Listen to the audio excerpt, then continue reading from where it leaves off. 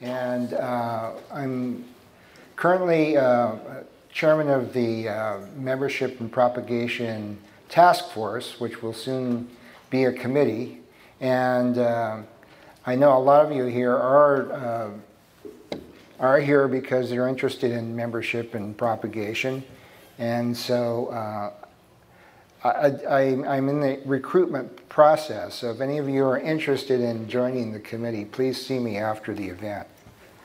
So our part of the workshop today is on how to become a face in your community. And I know many, a recognizable face in the community. And I know many temples here have been really successful in doing that. And that is kind of in contrast to historically what Buddhist temples have done in the past, and that is to be sort of isolated and be a safe and comfortable place to be in the historical context of you know, the discrimination in the past. But a lot of temples now are diverse, or have become pretty diverse, and certainly the need to provide, you know, a safe and a comfortable place is kind of diminished. And I think some of the larger, maybe some of the larger cities might have more difficulty being, you know, a face of the community because there's so many different other things going on. But even in the smaller cities, you know, I come from Fowler, which is a town of 5,000 people, pretty small.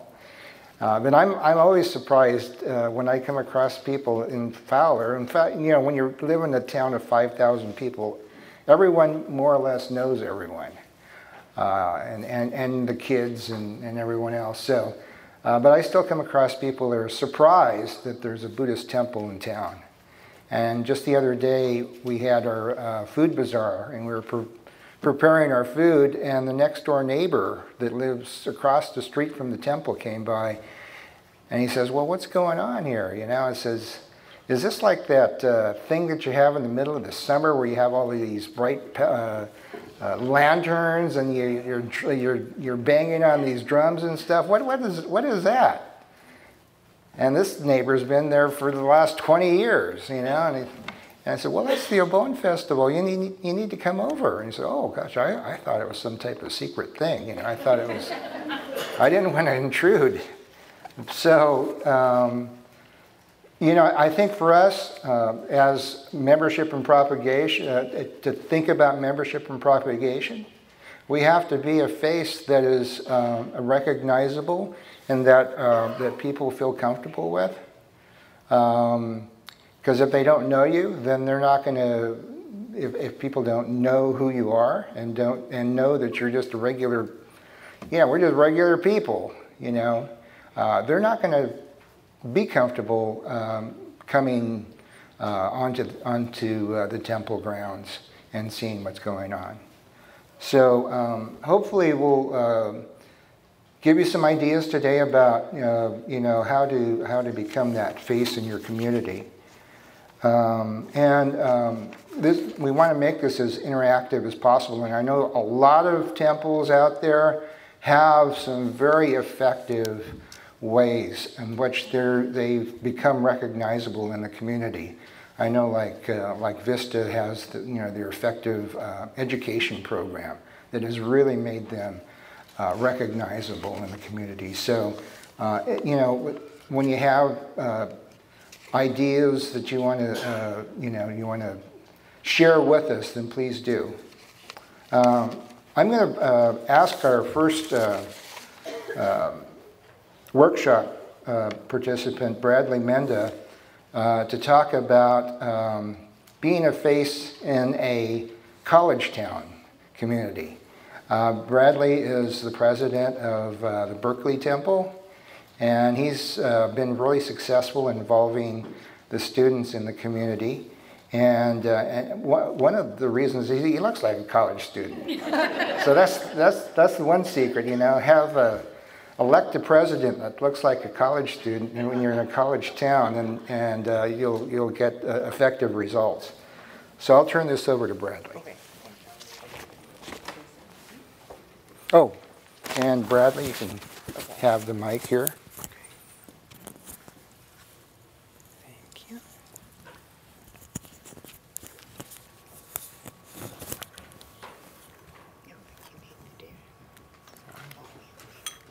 Right, we decided that we'll stay seated and give our talk today to be a little bit more informal. So if folks have any questions, please feel free to stop me at any time, and I'll be happy to entertain those questions. Is the mic okay?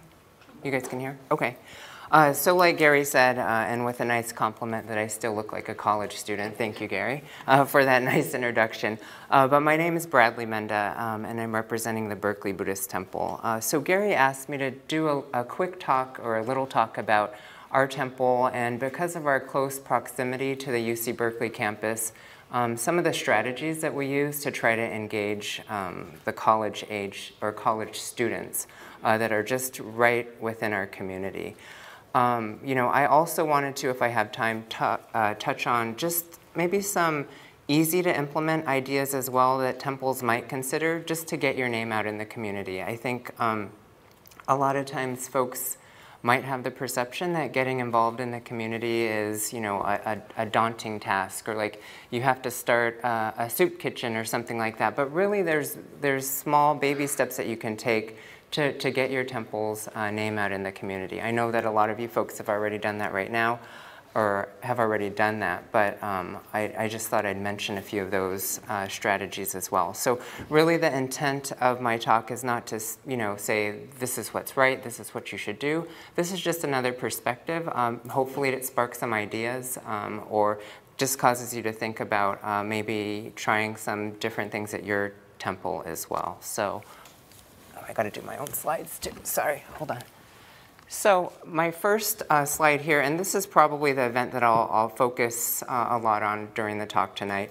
For those that came to the National Council meeting last year in San Jose, a little bit similar, but I thought I'd talk about this, keep talking about this. So our college welcome event started first in 2015, and really just as a way to introduce, again, the surrounding college students to the temple, to let them know that the temple's there, that we exist. You know, we have Sunday services, our doors are always open for you, and you know, just make sure that we're in the thoughts of the college community. You know, like I said, the temple is real close. We're about 2 to 3 blocks away, depending on how you count it, from the college campus. So we have a prime audience, and I really feel like the college-age kids are a prime audience for us to try to tap into and try to engage to be more involved in the temple. So a little bit more about this event. So we do hold it twice a year at the start of each school semester. So Cal has a semester system, so we usually do it in the fall and spring. That corresponds with when students come back to school. So we started in 2015. We had about 20 people attend that first gathering. You know, we kept doing it. And you know, our most recent gathering that we had, which was this February, the beginning of this month, we actually had about 50 attendees. So we kind of doubled, or almost more than doubled, right?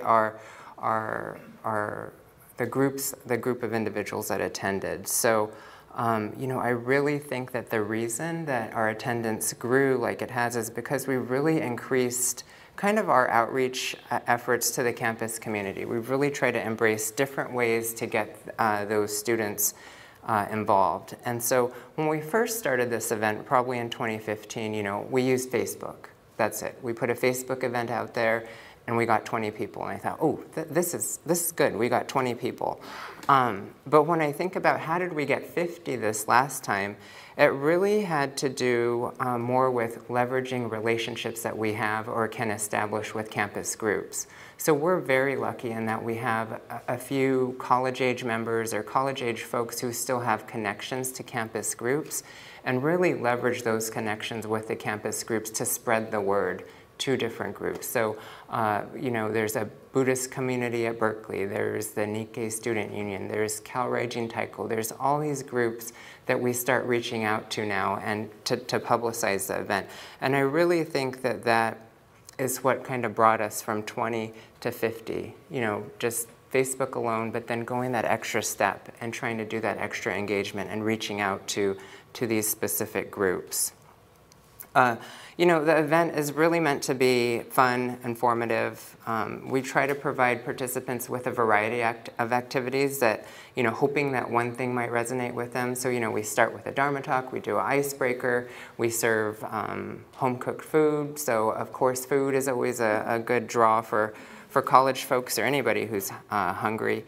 And then we also recently introduced trivia with prizes. So, you know, doing a little bit team building and competitive spirit too with the college age folks really seems to resonate with them, especially with prizes.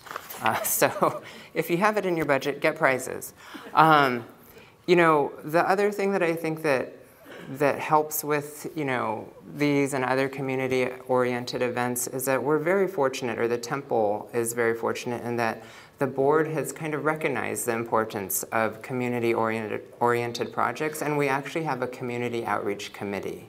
So, you know, and the committee is kind of unique too, in that committee members are primarily 20 to 30-something-year-olds. So, you know, it brings a different perspective too. It just happened to be that the committee is comprised of younger people. So, you know, the committee has, you know, the committee does plan the college welcome dinner, but the committee members are like, you know, transplanted former junior YBA members, the IBS students, and some Techno-Buddha folks as well. So I think it's a really unique committee, and they're coming up with good ideas for us to try in the future as far as community outreach activities go. You know, a little bit more about this event. So I kind of feel like this event serves multiple purposes, right? So the first purpose we said is that, you know, it's just a really good way for us to get our temple known in the community amongst the college-age students. But it's also a good way to kind of think about how do we address or bridge the gap from when somebody was, you know, active in Dharma school and junior YBA and goes away to college and then kind of doesn't return back to temple maybe until later years in their life, or maybe when they have a family or something else. So I feel like this is one way for us to try to bridge that gap and try to engage, first of all, the college-age students, so, you know, 18 to 20-something-year-olds, 30-something-year-olds, but also it's kind of had another impact too, in that because our committee that plans this event is comprised of 20 or 30-year-old folks, it kind of attracts that crowd too back, or keeps that age group involved as well, which I think sometimes is hard for us to do, is to keep the 30-something-year-old group without families or without any previous temple relations engaged in the temple, and this event has actually done that. So, two good things out of it: get the college kids exposed to the temple, and it keeps, you know, these older individuals, 20 to 30-year-olds, engaged as well by empowering them to plan events like this and other community-oriented activities. Let's see here. So really, you know, and I think that as far as the 20 to 30-something-year-old crowd goes, creating that sense of need or something for them to want to come or feel needed as part of the temple community is important too, right? You can come to Sunday service week after week after week, but I really feel like if you empower the 20 to 30-year-old folks and make them feel like they're needed, like your organization needs them, you value their thoughts, that really causes them to come back and stay engaged and want to make changes for the better for your temple.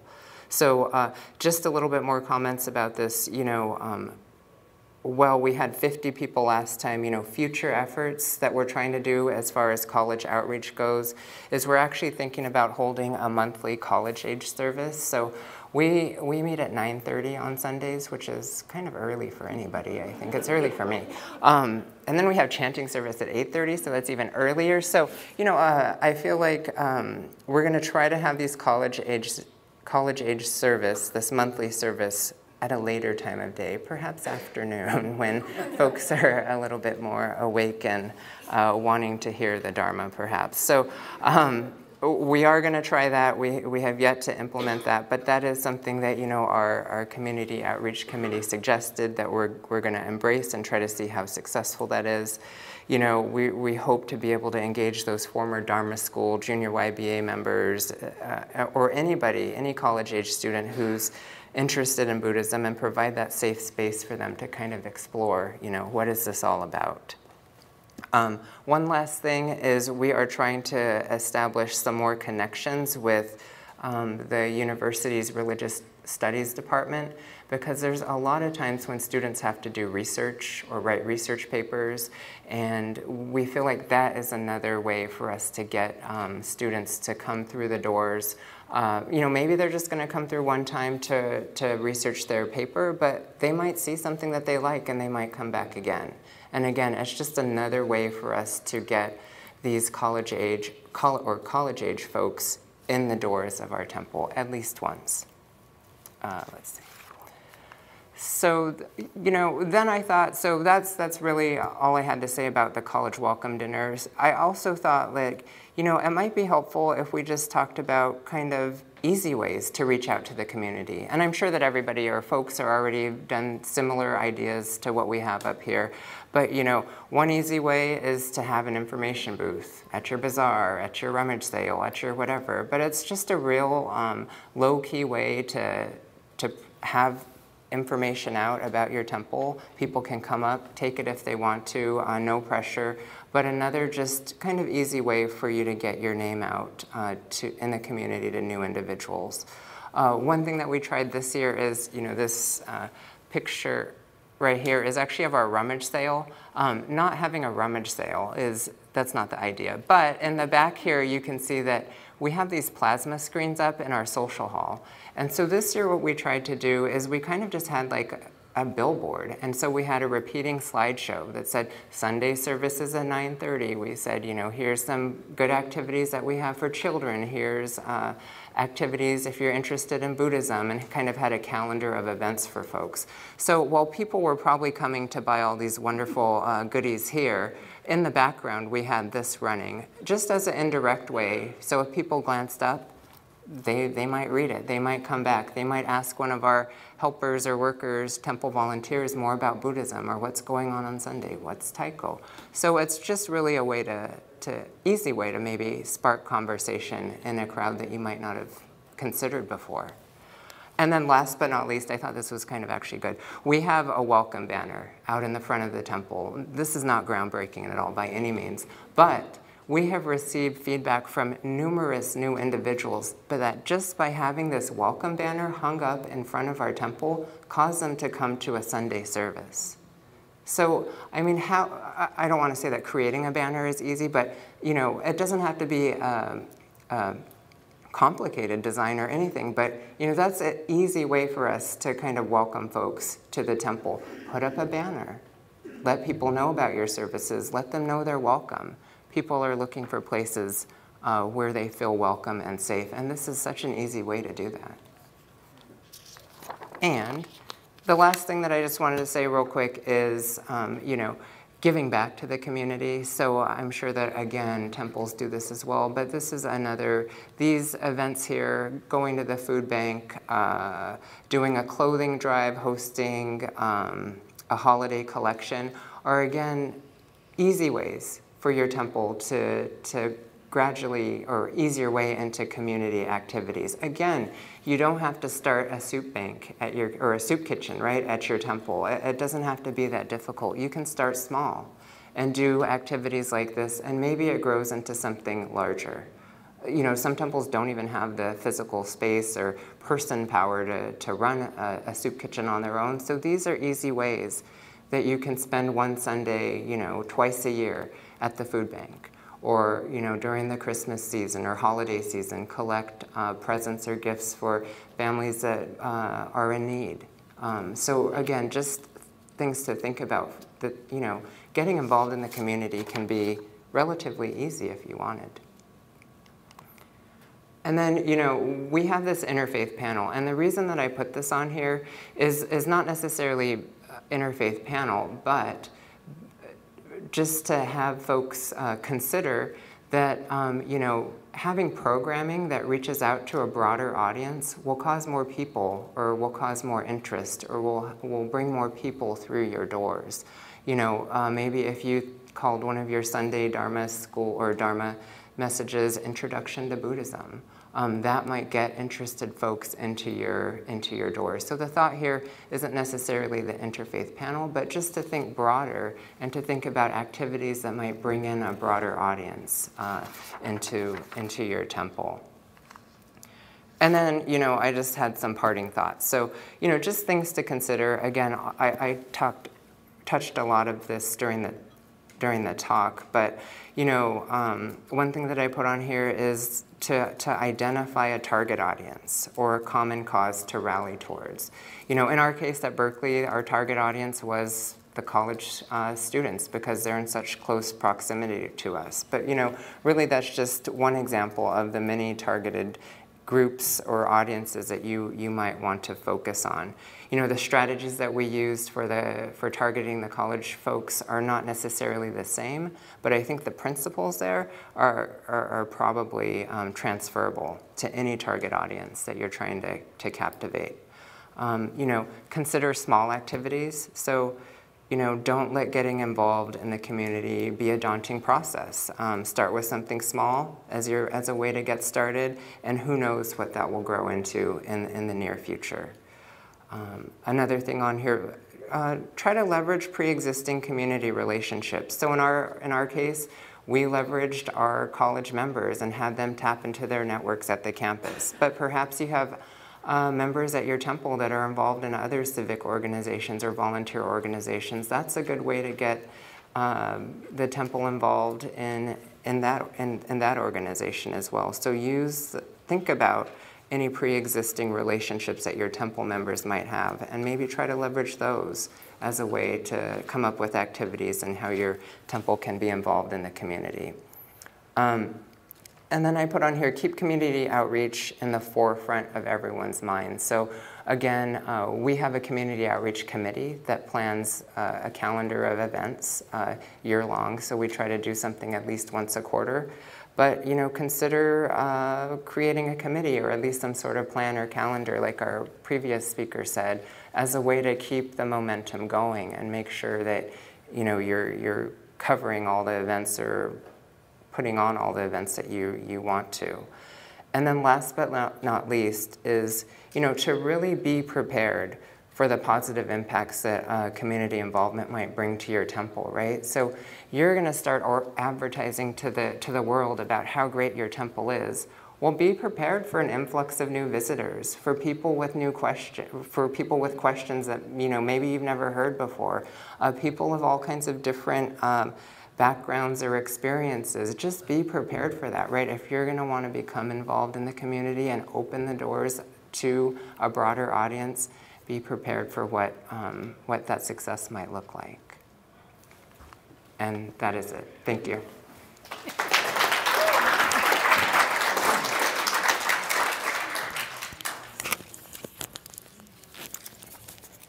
Congratulations, Bradley, on your efforts.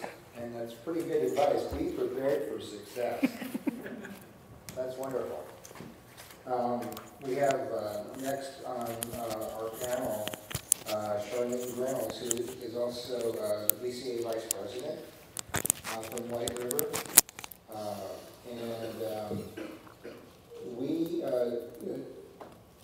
Charlene has been chairman of social welfare, and we just spent an afternoon learning about the BCA our temples becoming more involved in social consciousness.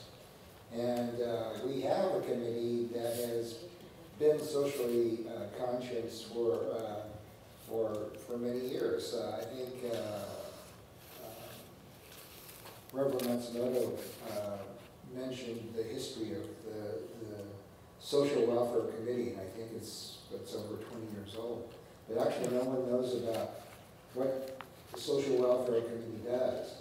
And I think becoming the face of the community takes people knowing that you do good.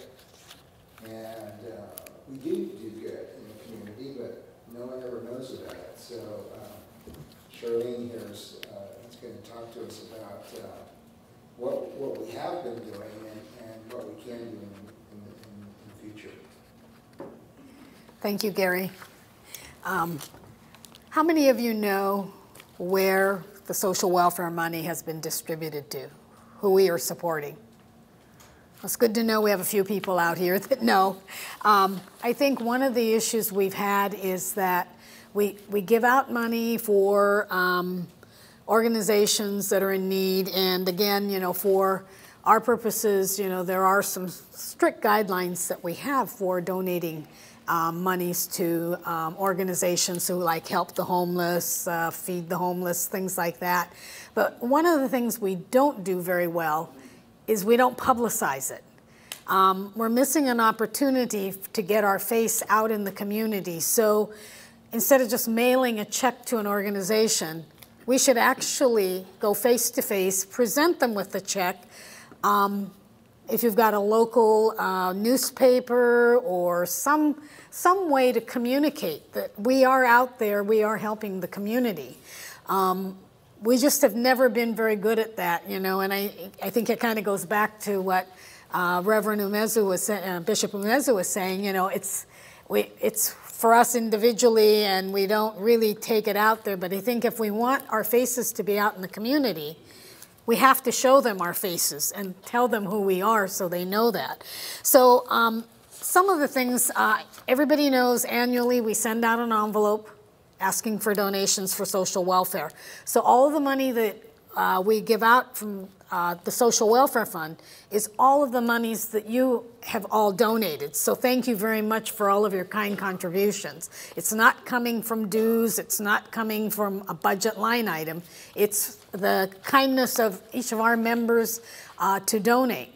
And as everybody knows, this past year, we had a lot of disaster situations. We had the fire up in Northern California, in Southern California. We had the Puerto Rico problem. We had, you know, and we've decided that we need to be outside of our own communities. We need to let people know that we're here. Just because we don't have a temple in Texas or Louisiana or Puerto Rico doesn't mean that we shouldn't help those folks.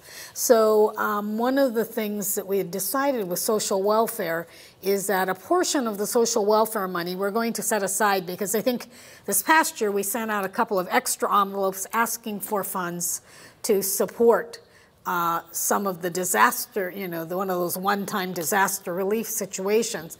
And the problem with doing that is sometimes they need the money now and not 3 or 4 months later after we've collected it. So our intent is to have the money set aside so when those disasters happen, we can react immediately and provide funding if needed. So I hope that everybody understood. I think we put that was in the social welfare letter this year, that, you know, part of the funds that we collect will be set aside for those disaster situations, which we never know. From year to year, we may have one, we may have 5 of them in the same year. And we want to be able to support as much as we can. Just to give you an idea of some of the things that we have supported, we gave $25,000 grant to the Central California Nikkei Foundation for replacing a walk-in refrigerator freezer for the Vintage Garden Assisted Living community. $25,000 was sent to Nishihonganji in Japan to aid the recovery relief after the earthquake in Kumamoto Prefecture. $9,500 was granted to the Medical Ministry International to cover shipping costs to send medical and surgical equipment and supplies to Laos. $10,000 was awarded to the Buddhist Global Relief Fund to support the Bodhisattva Foundation that operates a girls' hostel and women's community center in Nagpur, India. $5,000 was given to Open Heart Kitchen of Livermore to support children's weekend bag lunch program. The amount of the grant would provide 2,500 bag lunches to local school children during the weeks and weekends when they're not in school. $5,000 was sent to the Midwest Buddhist Temple to support the temple's homeless project to fund making meals for the women of Sarah's Circle, which who are homeless or at risk of homelessness, and to purchase an ice maker for Sarah's Circle. So these are just an idea of things, and hopefully in your own minds, you know, I think we kind of forget we have some of these same kinds of organizations within our own community. It used to be when we started the Social Welfare Fund that it would rotate, chairing of this committee rotated from district to district. And it seemed like when it did that, the only organizations that asked for funding was from that particular district. So a year ago, we decided that we have directors at large. They represent almost all of our districts, that the directors at large would be the committee for the social welfare funds. So with the hopes that then they would go back to their own districts and remind all their temples that, you know, if you have an organization in need, to let them know that we do have some funding. We do ask when a request is submitted that a temple member sponsors that request, that you know this organization and you know that you understand what their needs are and that it is a reputable organization. So again, every year, any of our temples can recommend anyone. So we wanted to make sure everybody understood this wasn't like going from district to district and only that district could request those funds at that time. So think about it. It's another way. And then we would ask that the local temple, whoever recommended, and if we award this, that you know, you be the face, and gives you the opportunity for your temple to become the face in your community as well. It's not just BCA, but it's you as the temple, and take the opportunity, put it in your newsletter, send an article to the Wheel of Dharma with a picture. Pictures tell 1,000 words, you know. I mean, nothing better than to see the smiling faces of somebody accepting that. And even possibly pictures for maybe where the funds were used.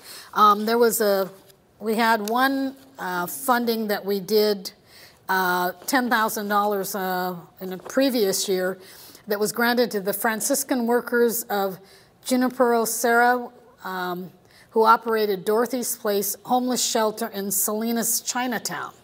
And the grant was originally for the purchase of porta potties for the homeless, but ended up as a public-private partnership that resulted in permanent homeless facility in Chinatown. So, you know, wouldn't it be nice to see, I think for all of our members to see actually where the money was used. I mean, especially if it's something like that. So just think about those things. Go back, visit the place, see how things are going. Use it as an opportunity for you to stay connected with these organizations. So those are just, you know, wanted to make sure everybody understood what social welfare is. I know that I've had even members at my temple going, why are they asking for more money? And this is ongoing, and you know, we want to keep those funds available so when they are needed and our communities have a need, that we can be part of that community. And you know, whether it's $5,000, $10,000, I mean, I think most of these nonprofits who support the people who cannot help themselves, the homeless, you know, especially like in our area in the Northwest, when the weather gets below freezing, a lot of cold winter shelters are opened up to accommodate the homeless, so they're not sleeping out on the street in you know, below freezing weather.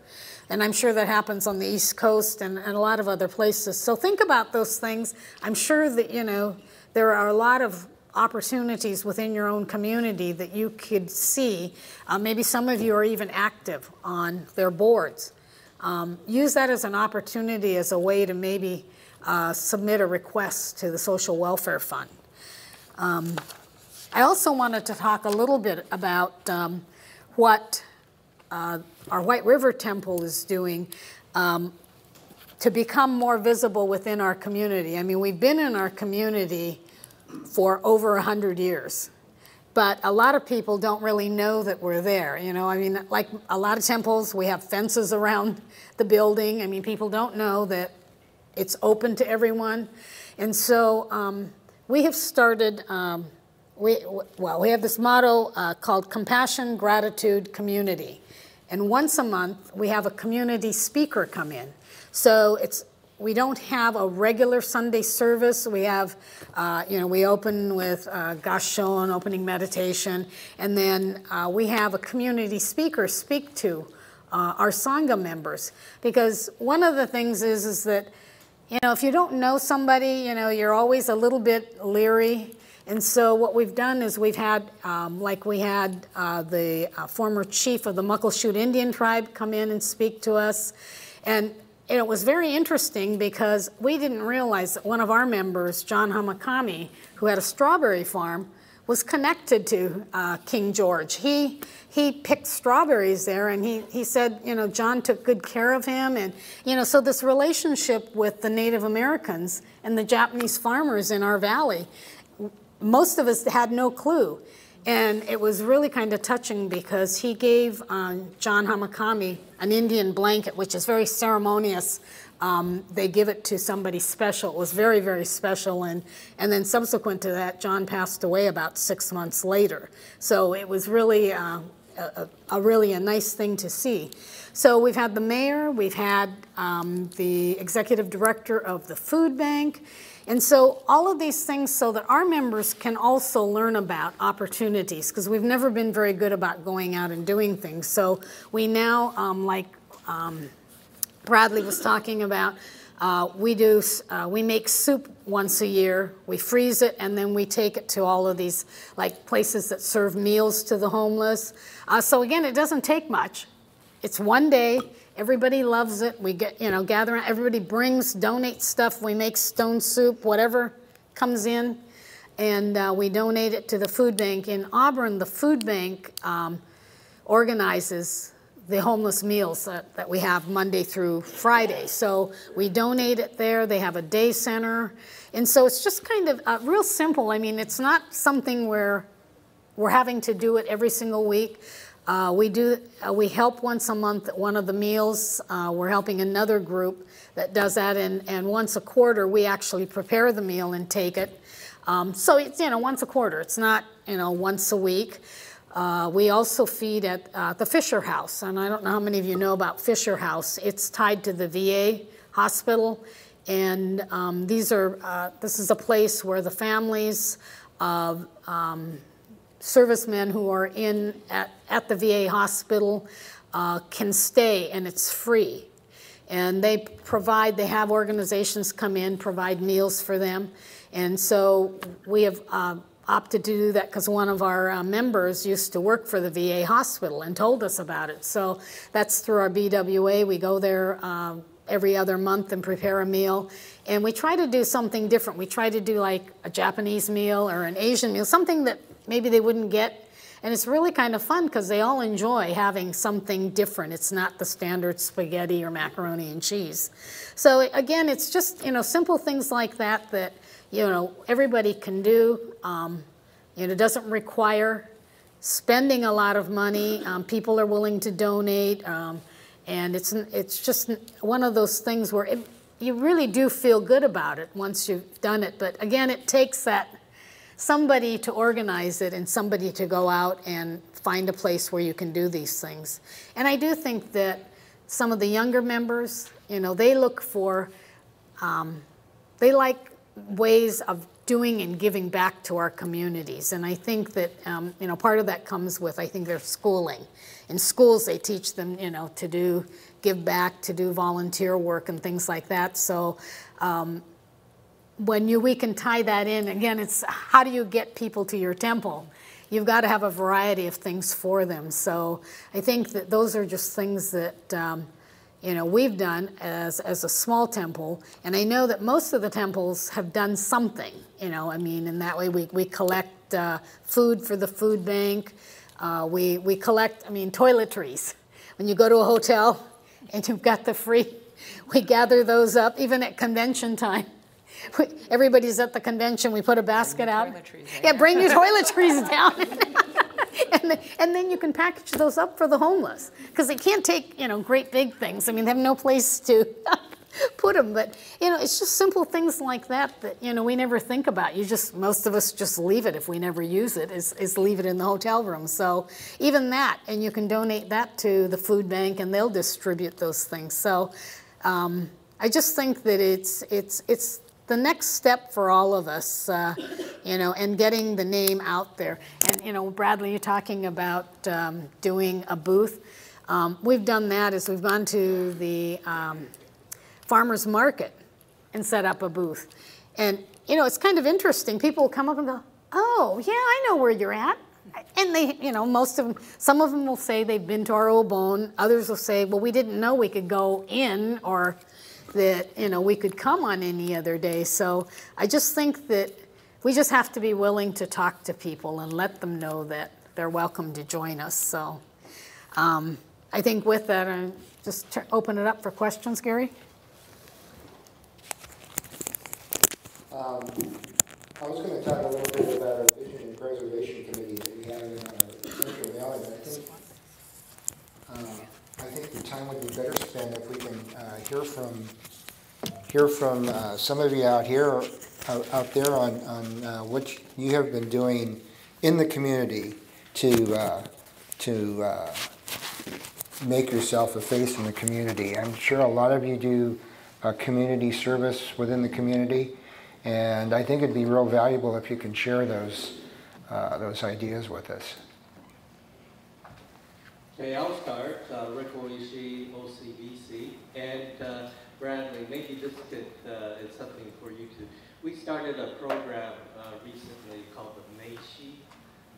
It's a card exchange in Japanese sense, but it's a program where we have professionals like CEOs of within our temple, of company, HR people, and they come up at the temple, and we invite the college students and even high school students to learn about how to prepare a resume, what to look for in jobs, applications, how to help them search for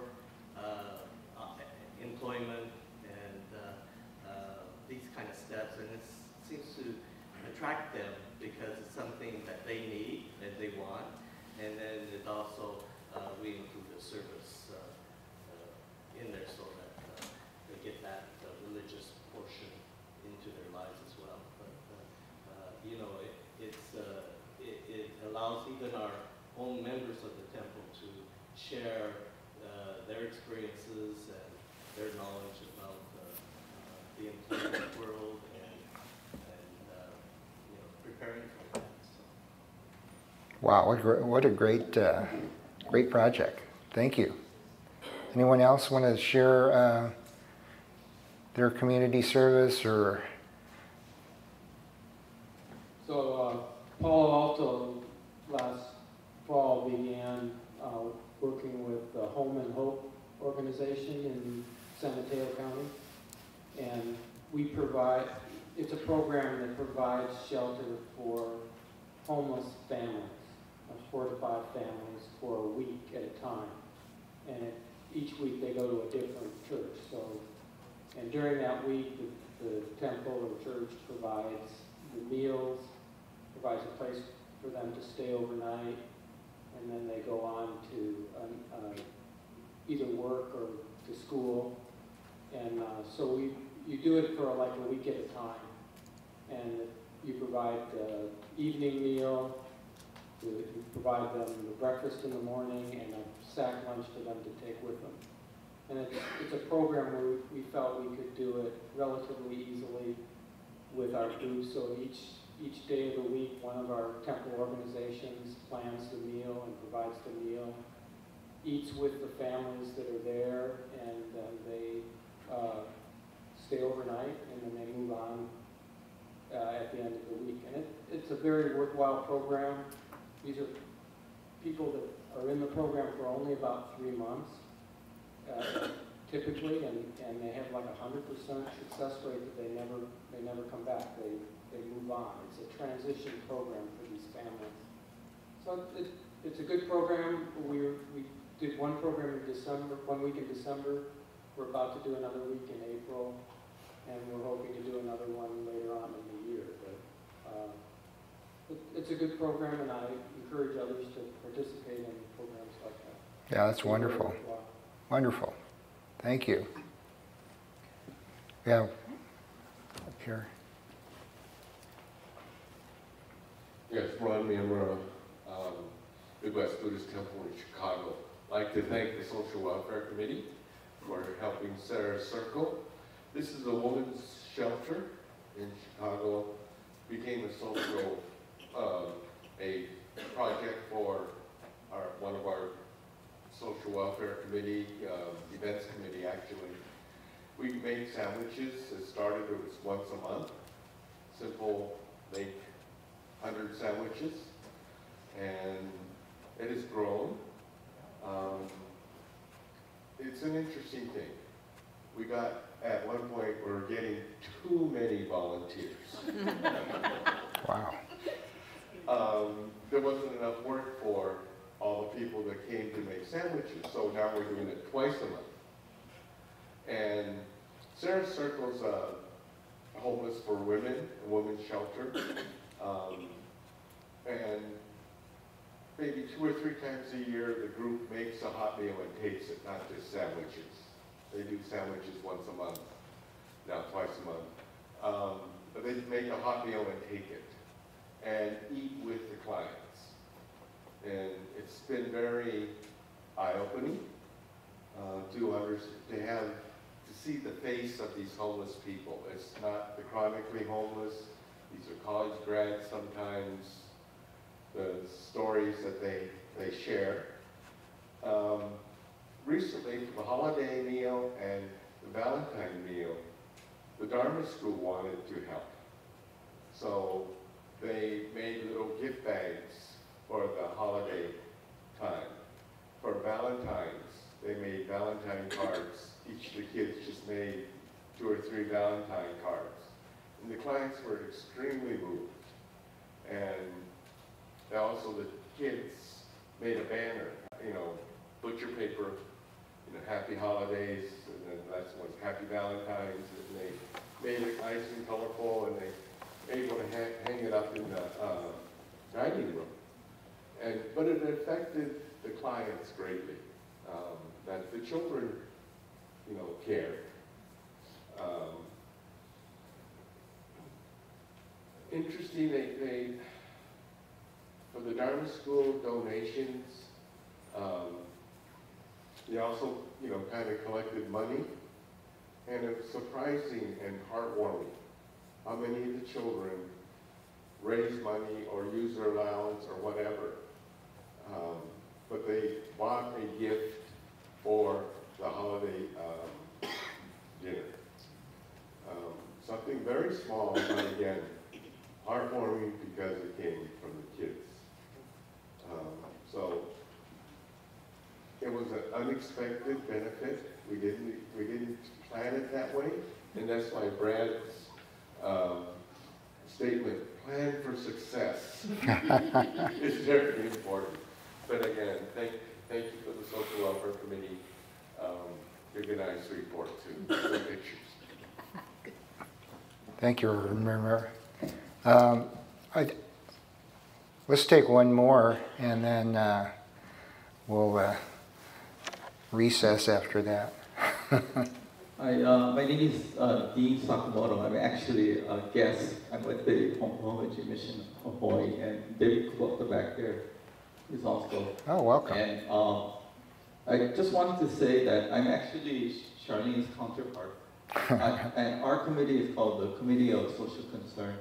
I just want to, and so I hope that during this meeting that, I'd like to speak with you and we can bounce off some stuff. But I just quickly want to share the Committee of Social Concerns. Actually, some of you may know Blaine Higa. He's at IDS, yeah. So I took over his committee about maybe two years ago. And the way the committee is structured right now, we have both lay and ministers on the committee. And we have representation from each of the islands and the districts, in other words. So that we wanted to make sure we had that set up. And then our primary programs are either donation management, what I call donation management, like we spoke about. And then the other part is on what we call social welfare issues or social issues. Last year at our lay convention, I held a workshop for the lay leaders, and that workshop was on the nuts and bolts of how the social concerns committee work and how members can participate. And just to give you an example, I went over the format and how donations are distributed and the type of what qualifies kind of stuff. So we have disasters, we give for disasters. The other criteria was peace, anything that promoted peace. Okay, for example, Peace on Your Wings is right coming, and so we made a donation to them to help with their expenses. And then the last is the social welfare, which is like the homeless and stuff. But even during that short period that I was involved, I think, in my perspective, and Homeland Chi in general, is actually a gold mine. People don't realize. We're just scratching the surface. And I've been fortunate. Hawaii is smaller, so it's easier. You guys have a bigger challenge of the wide geographic. But we do make presentations face-to-face as much as possible. And what it does is you build relationships to the point where I get invited to their, I've been to get invited to Red Cross has their annual memory donations. So for people that, major companies or whatever that donated to the Red Cross, they have their stuff like that. The Zushi Foundation had their anniversary. So Bishop Matsumoto and I, represented the Homeland Mission of Hawaii. So in my opinion, this is something that the Homeland can really, it takes a lot of time and effort, but I think that's another door that's really, to me, not tapped very well. I'll give you another example, and I'm not sure if BCA is involved, but we joined the Hawaii, what's called the Hawaii FOAD. Some of you may be familiar with the term. If you try to Google it, the volunteer organization active in disaster. It's a national board, but we belong to the state board. We were I think in the late 80s, 90s, we were members, and they kind of died out. But we joined about 3 years ago. And what I do is I go out to the community fairs, we have this year we have about 8, and they're in either at, at a shopping center, or someplace like that. And we have FEMA there, the state agency, Red Cross. And what's good is that I get to bring our Pompa Homichi mission brochures. So I'm sitting there wearing 2 hats as a member of FOAD. So when somebody comes around, I can say, this is what this group is about, and we're, for disaster preparedness. But at the same time, I can also say, oh, but I'm with the Pompa Homichi. We have other churches, of course, right? Christian churches and stuff like that. And they can bring their brochures too, and stuff like that. So I'm just showing a few examples that how, to me anyway, is the untapped thing where we can really be out in the community. Thank you. Well, thank you. Congratulations on all your service to your communities. You'll have to get together with Diane Belly, who's our current chairman. She's in the Southern District representing Venice. So she'll be the sensei. Did you want? No, I just Reverend Kubota? What's that? Did you have a niche? I'm itching to share this with you. So for your consideration, San Francisco, I think it's been 2 years now, and it was something that just developed where the board was approached by a group of our newer members who helped them to be part of the LGBTQ community. And they had the idea to approach the board to be recognized as an affiliate organization. We have YBA, BWA, and so forth. So now we have on the, what do you call it, table of different affiliates, an LGBTQ committee. That's considered to potentially develop a new demographic. Yeah, that's great. As far as a diverse Sangha. Yeah. And it kind of developed out of the fact that we started participating in the Gay Pride Parade for the last several years, and it's kind of developed our identity. Now we're also setting up information booth at the Castro Street Fair. So we were finding these opportunities to make these connections. And so this might be something for our Sanghas to begin to consider. Mm-hmm. Because there's no question about doctrinally, historically, we don't have the baggage. Right. I don't think, but I have to acknowledge, because I was at an denomination, I guess you call it, interfaith. And I discovered there are Buddhist cultures in certain parts of Asia that don't share that view. I just thought all Buddhists were open, but evidently there's a cultural aspect to it, which is also in Japan, by the way. That's not receptive yet. Because we've had some young people from Japan coming to share their experiences with their challenges of being gay in Japan. So the Honganji is not necessarily immune from that kind of stuff. But here in America, I think we have a really, good opportunity to really reflect, the so-called openness of the Nembutsu awareness, and something that we could really use as a way of expressing it, not just as some kind of doctrinal thing, but just in our own actions of opening up the Sangha and being identified, as a welcoming Sangha, which, other religions also are trying to promote. And so that's something we could learn locally. Yeah, I'm very glad you brought that up. In fact, Professor Kashima mentioned that involvement with the LGBTQ community in Seattle, and I think that's very important. So appreciate your attention today, and I hope you enjoy the rest of the conference, and we'll see you all, I guess, tomorrow right in this room here. Thank you.